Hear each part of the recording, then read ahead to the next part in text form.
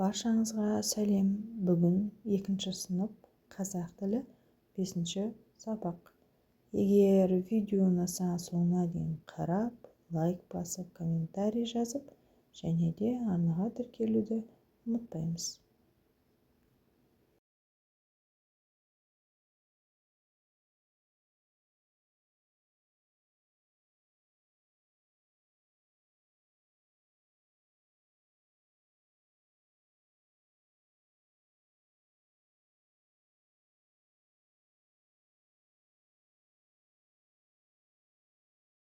У дыбысының дауысты және дауыссыз болып айтылуы.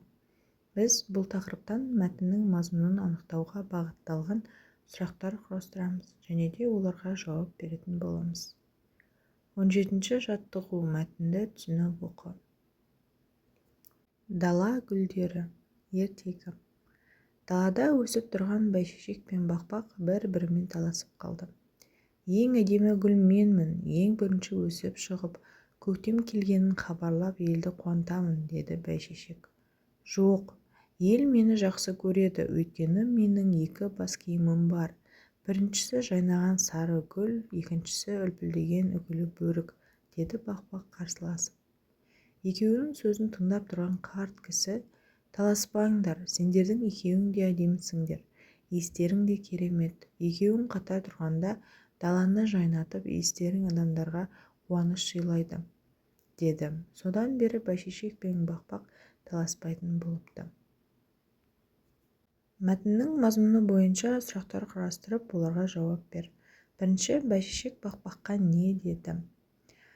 Бәйшешек бақбаққа: ең әдемі гүл менмін, ең бірінші өсіп шығып, көктем келгенін хабарлап елді қуантамын, деді. Екінші, бақбақ гүлінің неше бас киімі бар екен? Бақбақ гүлінің 2 бас киімі бар екен. Біріншісі жайнаған сары гүл, екіншісі үлпілдеген үкілі бөрік. Үшінші, қарт кісі гүлдердің таласын қалай тоқтатты? Ол былай деді: таласпаңдар, сендердің екеуің де әдемісіңдер, иістерің де керемет. Екеуің қатар тұрғанда даланы жайнатып, иістерің адамдарға қуаныш сыйлайды, деді. Осылайша өз ойларыңызбен сұрақтарды өзгертіп жазсаңыздар болады.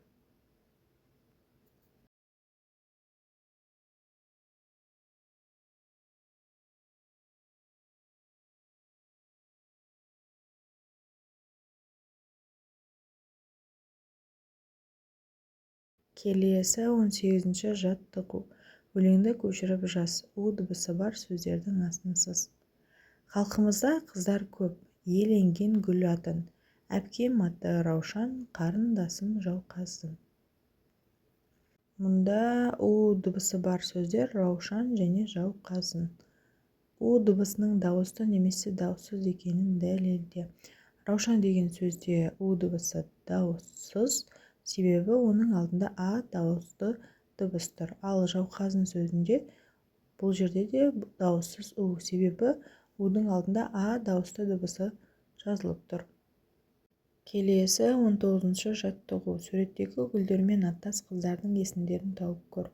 Сол сөздермен 2 сөйлем құрап жаз.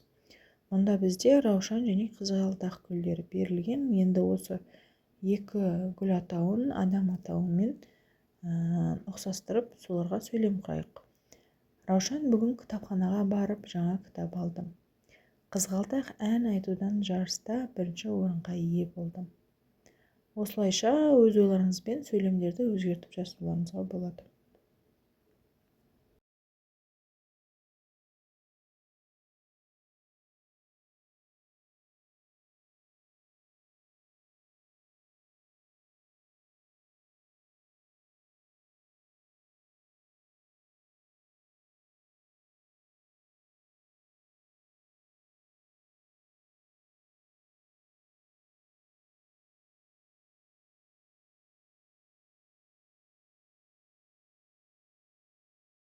Келесі 20-ші жаттығу. Сөздерді буынға бөліп оқы.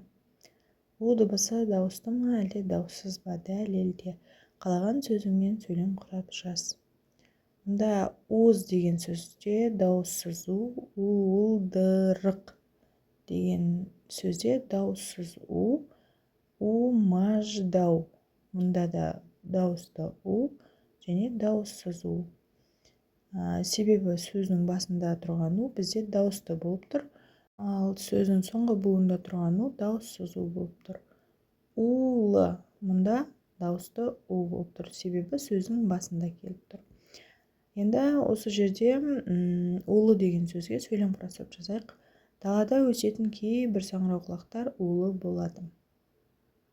Осылайша дәптерге қатесіз әдемілеп жазып аламыз. Осымен бүгінгі сабақ аяқталды. Егер де видео ұнаса, достарыңызбен бөлісіп, лайк басып, комментарий жазып, және де арнаға тіркелуді ұмытпаймыз.